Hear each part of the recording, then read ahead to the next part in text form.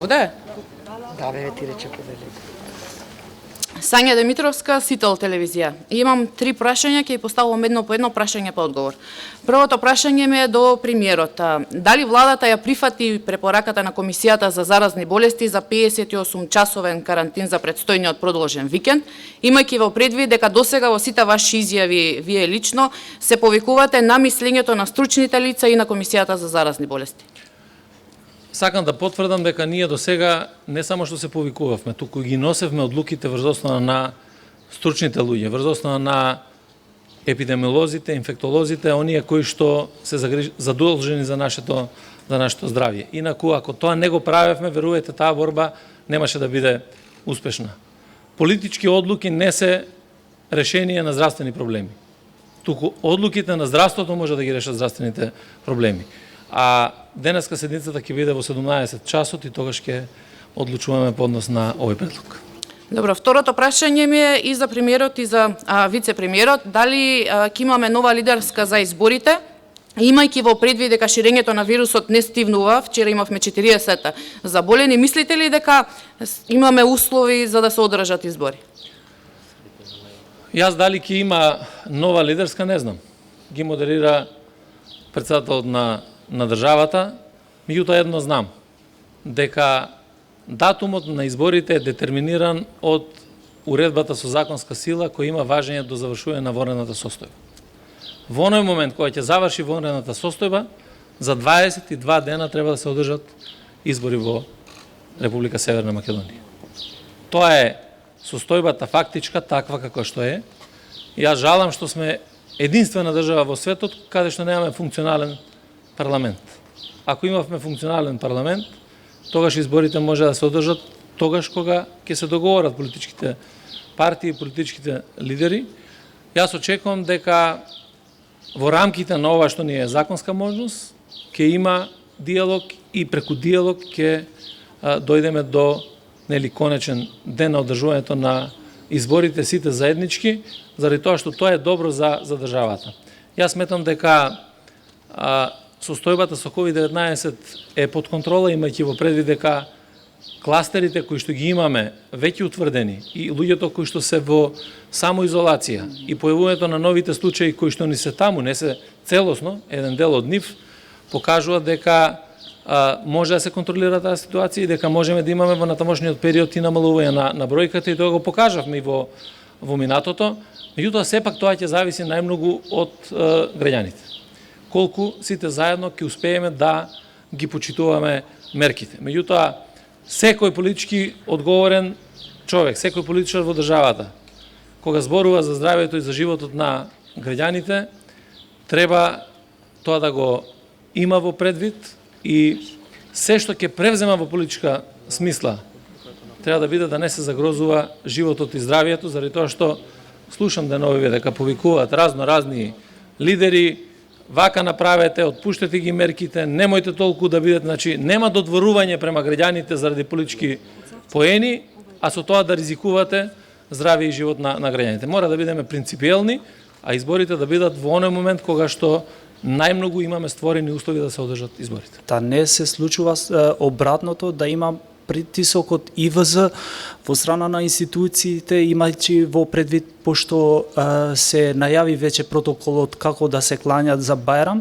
а уште нема одлука дали е дозволено тоа и не. Да рачистиме тезата и да знае секој во Република Северна Македонија. Од државата нема посилен никој. Ни политичар, ни функционер, ни верски лидер, ни институција, никој, апсолутно. Државата е таа која што ги носи одлуките и таа е која што управува со системот во вакви ситуации. Така да, воопшто, ако некој мисли дека ќе врши притисок по разни основи, не знам, ако му паднало на памет, може и нема таков притисок, треба да знае дека преку притисок нема да издействува ништо, нема да ги носиме така едноставно одлуките, заради тоа што ако носиме ние одлуки под притисок, верувајте дека требаше да имаме по 2 седници на ден, па савајле да кажеме дека ќе имаме рестриктивни мерки, за да попладне кога ќе се јават тие незадоволни од рестриктивните мерки, носиме сосема спротивни мерки. Ние сме одговорни луѓе, сериозни, како влада покажавме дека носиме одлуки кои што се исклучиво во интерес на граѓаните на државата и во интерес на заштита на здравјето на граѓаните. Така да нема можност да има притисоци, ќе ја донесеме одлуката на седница на влада врз основа на мислењата, анализите кои што ги има. И второто прашање во врска со економија, председателот на ВМРО Мицковски рече дека никој од пакетите не дават резултат. Вашиот коментар? Што да коментирам? Што да коментирам? Ако имате лидер на опозиција, кој што во 10 дена има 20 става, повеќе од коментар, мислам дека не треба. Меѓутоа, сакам да ви кажам дека сите три сета на мерки се насочени исклучиво кон заштита на економијата, кон заштита на работниците, кон заштита на граѓаните и кон поддршка на ревитализацијата на економијата. Имаме конкретни податоци кои што можете да ги добиете, да бидат споделени, да видите колку компании, колку работници ги искористиле мерките од првиот сет, колку од вториот сет на мерки. Тоа што треба да го операционализираме сега, ќе офати вкупно околу 770.000 граѓани во државата. Ќе имаме 5,5% од бруто домашниот производ кој што ќе го дадеме на компаниите и на граѓаните за да може да успешно ја сочуваме економијата и да можеме успешно да рестартираме. Така да ние се држиме кон ова, да носиме правовремени одлуки за економски мерки, да помогнеме на стопанството, да помогнеме на работниците, а политиката, верувајте, јас реков уште на почетокот на кризата и стојам до ден денеска на овој став. Кој мисли дека ќе профитира од здравствената криза? Кој мисли дека ќе профитира на грбот на здравието на луѓето, на граѓаните, на животот на граѓаните, најмногу ќе изгуби во очите на граѓаните. Благодарам.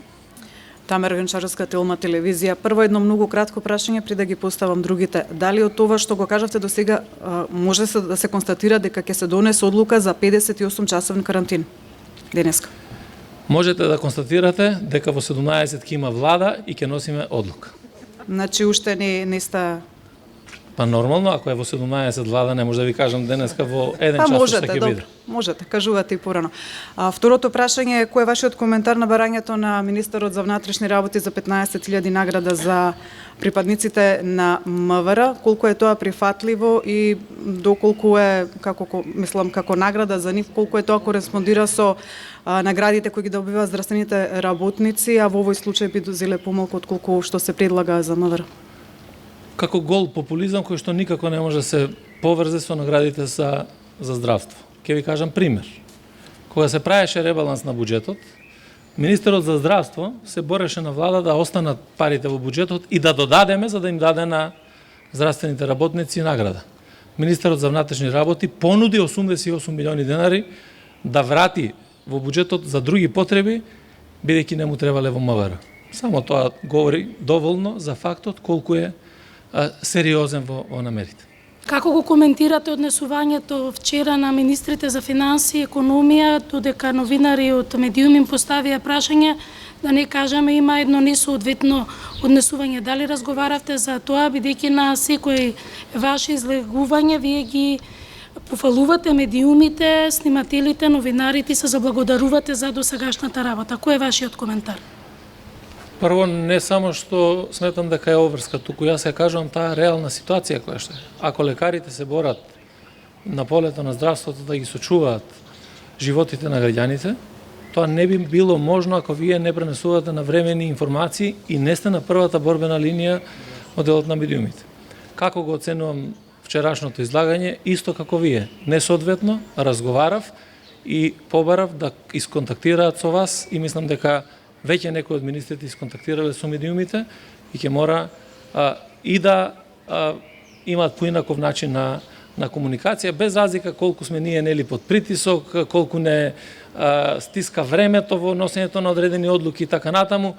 Сето тоа е човечки од аспект на човек да во одредени моменти не ви е денот, меѓутоа од аспект на политичар, на одговорен човек и така натаму, мора рациото да биде пред емоцијата.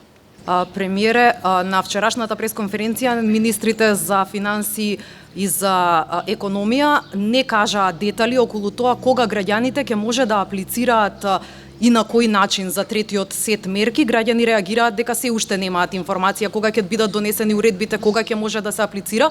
Малку околу ова и бројот на заболени во полицијата расте и бројот на луѓе полицајци кои што се во самоизолација. Знаеме дека тие не се најпотребни во овој момент кога се предвидува нели полициски час за време на викендот. Зошто во полицијата расте бројот на заболени? Дали можеби се планира и полицајците да бидат опфатени со оној скрининг кој што го прават здравствените власти во другите сектори?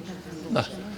Во однос на мерките, операционализација на секој од мерките кои што е во третиот сет ќе се случи преку уредби, преку програми или преку одлуки на влада. Веќе нареднава недела ќе отпочнеме со носење на првите уредби и одлуки. Како ќе се донесе уредбата, така ќе се објасни генерално на граѓаните. Граѓаните треба да бидат спокојни, тоа што е ставено во уредбите ќе го знаат точно начинот на кој што ќе може да се искористи ова право. Тоа ќе биде начин кој што е најдобар начин, најлесен за нив за користење, за да можат да ги остварат правата од овие мерки. Тоа е првата работа. Во однос на заболувањата во полицијата, сериозност мора да има секаде. И сериозност во работењето значи и заштита на вработените. Зошто, например, во клиниката за инфективни болести немаме ни еден заболен, а тие се најизложени на евентуално, затоа што ги почитуваат правилата, прописите, тоа што им се кажува и за тоа постои контрола.